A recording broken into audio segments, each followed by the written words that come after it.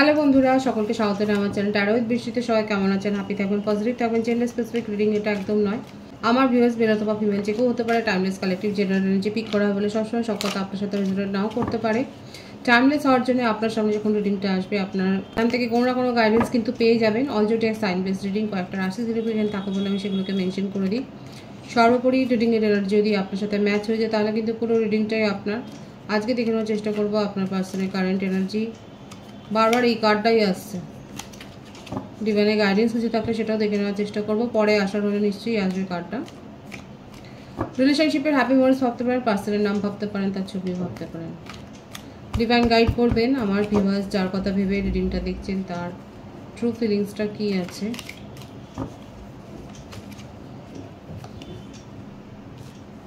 Silence. নিজেকে এখন একা করে রেখেছেন, মনের মধ্যে অনেক দুঃখ আছে তার।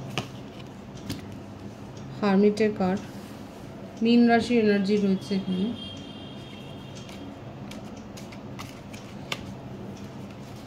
অনেক কিছু ভাবছে, উল্টো পাল্টা ভাবছে।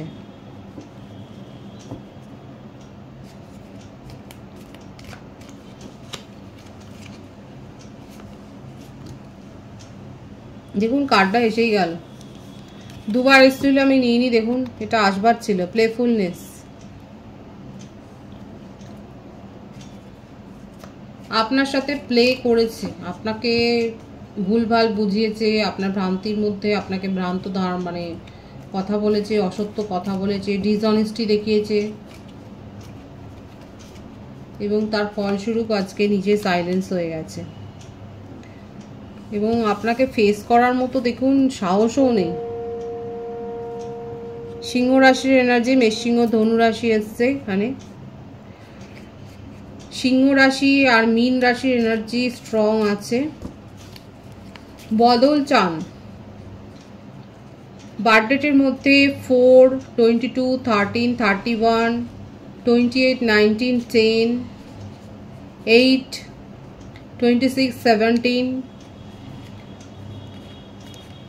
9, 18, 27 এসছে। ভাইস ভার্সা হতে পারে, এটা আপনার হতে পারে। বার্থ মান্থ দেখা যাচ্ছে এপ্রিল, আগস্ট, জুন, জুলাই, মে, ডিসেম্বর, নভেম্বর, জানুয়ারি, অক্টোবর, এগুলো বেশি দেখা যাচ্ছে। আপনাকে ফেস করার মতো সাহসও নেই, নিজেকে সাইলেন্ট করে রেখেছেন। হারমিট মোড, মানে এখন ভাবছে। কারোর সাথেই তার যেন বনিবনা হচ্ছে না, কোনো লেনদেন নেই কথাবার্তার। যখন মনের ঘা চলে তখন এরকমই হয়। প্লেজার নিতে গিয়ে এখন তার অবস্থা খারাপ হয়ে গেছে।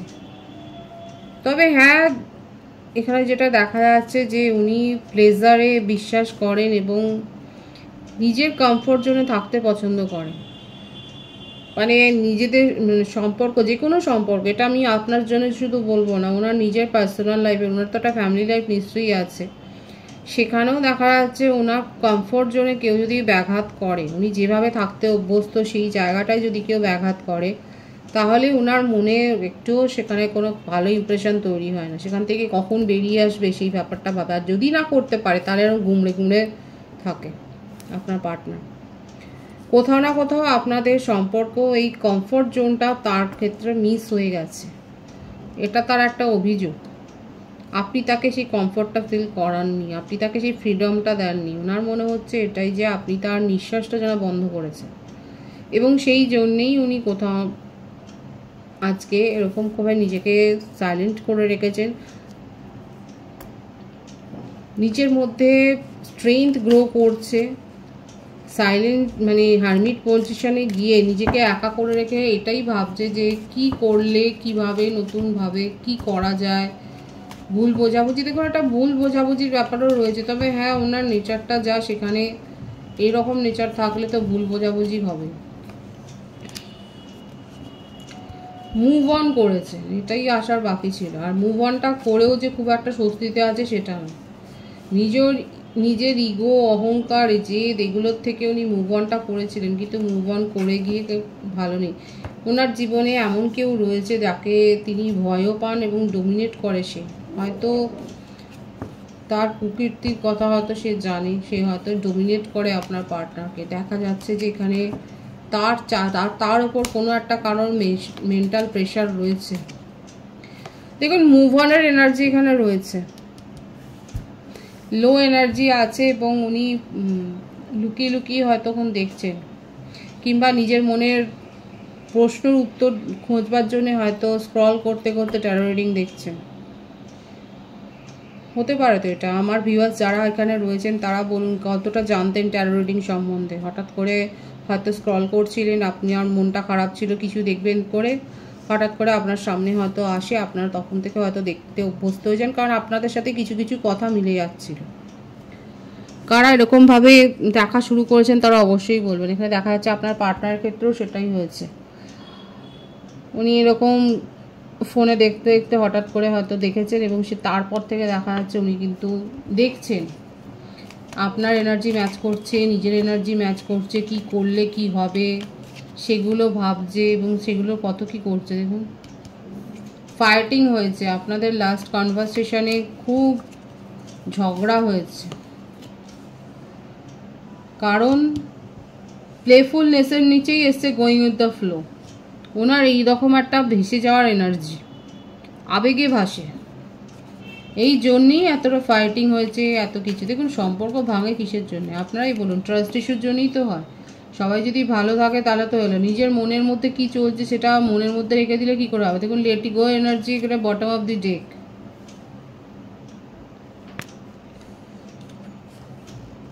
নিজের ফ্রিডমটাকে উনি এনজয় করেন, কোনো রকম নিজের জীবনে বার্ডেন নেব না, নিজের স্বাধীনতা কেউ হাত দিলে সেগুলো শুনবো না, অথচ মনের মধ্যে ইচ্ছে আছে যে আপনার মতো কেউ একজন থাকলে তার জীবনটা শুধরে যাবে, ভালো লাগবে, আপনি একটা ভালো কম্পানিয়ান। দেখুন এটা মনে মনে বলছে, এটা আপনাদের জন্য একটা রিওয়ার্ড যে উনি কিন্তু আপনাকে বেস্ট কম্পানিয়ান ভাবছে, কারণ নাহলে আপনার সাথে কেন ভবিষ্যতেও চলবার একটা ইচ্ছে আছে তার।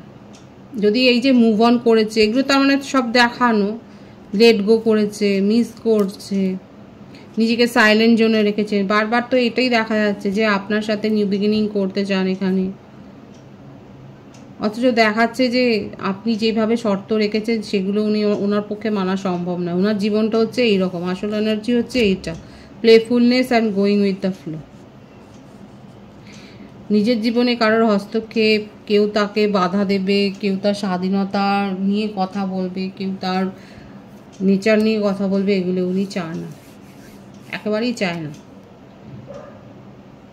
এর সাথে তার জীবনে এমন কেউ রয়েছে, তার ফ্যামিলি মেম্বারদের মধ্যে থেকে হতে পারে, ব্রাদার সিস্টার, বাবা মা, আন্ট আঙ্কেল, যে কেউ হতে পারে, কিংবা তার এক্সও হতে পারে, যে ওনাকে কিন্তু কন্ট্রোল করে। কোথাও না কোথাও আপনার পার্টনার তাকে একটু ভয়ও পায়। কি করবে উনি? পথ খুঁজছে, বারবার এটাই দেখা যাচ্ছে যে পথ খুঁজছে কিভাবে কি করা যায়,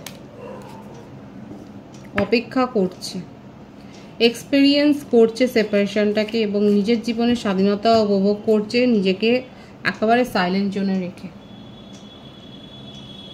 এই অভিজ্ঞতাগুলি উনি নিচ্ছে যে কিভাবে, আর এটা তো আপনার পার্সোনাল হ্যাবিট আছে, যখন কেউ সিচুয়েশনে তাকে কিছু বলে তখন উনি চুপচাপ হয়ে যান। অনেকবার হয়তো আপনার সাথে হয়েছে, আপনি ঝগড়া করার পর ফোন, এই যে রিসেন্ট যে ঝগড়াটা হয়েছে, আপনি ফোন করেছেন উনি তোলেননি, কাঁদতে কাঁদতে হয়েছে এরকম, যে আপনি ঝগড়া করেছেন তারপরে তার কি অবস্থাটা খোঁজ খবর নেওয়ার জন্য ফোন করেছেন, উনি ফোন তোলেননি, কারণ উনি নিজেকে এরকমভাবে একা করে ফেলেছে। ওনার মনে হচ্ছে যে উনি যেরকম নেচারে সেখানে কোনো সম্পর্কে গিয়ে থাকাটা তার পক্ষে সম্ভব নয়। আর এই কথাগুলো উনি আপনাকে ক্লিয়ার বলতে চান। লেট গোর এনার্জি রয়েছে, কিন্তু তা সত্ত্বেও একটা হোপ রেখেছে যে আপনি যদি এগুলো মেনে নেন, কারা মেনে নেবেন? ওনার এইটা ব্যাপারটা যে উনি ওনার জীবনে যা খুশি করতেই পারেন, আপনাকেও ছাড় দিয়েছে, কিন্তু উনি তার জন্য জবাবদিহি করবেন, এটাই হচ্ছে তার মনের ইচ্ছে। এটাই দেখা যাচ্ছে। দেখুন এসে গেল কার্ডটা, যে নিউ বিগিনিং করতে চায়। এইগুলো মেনে নিয়ে যদি আপনি তাকে সুযোগ দেন তাহলে উনি নিউ বিগিনিং করবে। কারা কারা নিউ বিগিনিং করবেন এরকমভাবে তারা বলবেন। আপনার কারেন্ট এনার্জি দেখব। দ্য লাভার্স, আপনার তো ধ্যান জ্ঞান এটাই খুব সুন্দর আছে। সোলমেট কানেকশানে অনেকে রয়েছে। আপনার পার্টনারের এইরকমভাবে অন অফ সিচুয়েশনটা আপনার একটুও ভালো লাগে না। আপনার মনে হয় ওনার আরও বেশি সিরিয়াস হওয়া উচিত ছিল। আর এগুলোর জন্যেই আপনি নিজেকে ডিটাচ করে এখন নিজের হিলিংয়ের ওপর ফোকাসড হয়েছেন। আপনি নিজের মনকে শান্ত করার চেষ্টা করছেন, আপনি রিচুয়ালস প্র্যাকটিস করছেন, মেডিটেশন করছেন, কিংবা হয়তো ক্রিস্টাল হিলিং করছেন। আর এটাই ভাবছেন যে হয়তো একদিন সব কিছু ঠিক হয়ে যাবে, আপনার পার্সন শুধরে যাবে। উনি যে আপনাকে চিট করেছে, উনি যে আপনাকে প্রায়োরিটি দেয়নি, উনি নিজের জীবনে নিজের মতো করে চলতে অভ্যস্ত, এই ব্যাপারগুলোকে কোথাও না কোথাও ভেবে আপনি যে কষ্টটা পেয়েছেন সেটার থেকে এখন নিজেকে হিল করার দিকে এখন মনোযোগ দিয়েছেন। আস্তে আস্তে করে এটাই ভাবছেন যে একদিনকে সব কিছু শুধরে যাবে, মানে এই আশাটা আপনি রেখেছেন।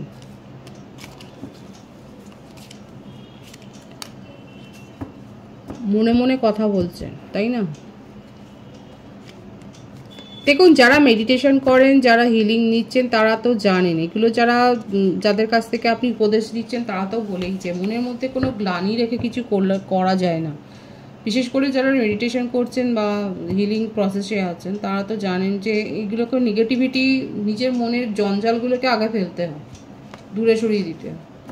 তো অনেকে আছেন যারা এগুলো করছেন এবং সেই জন্যই এখন দেখা যাচ্ছে আপনারা একে অপরের থটকে, নিজেদের চিন্তাভাবনাকে এক করে ফেলছেন সেগুলোর মধ্যে।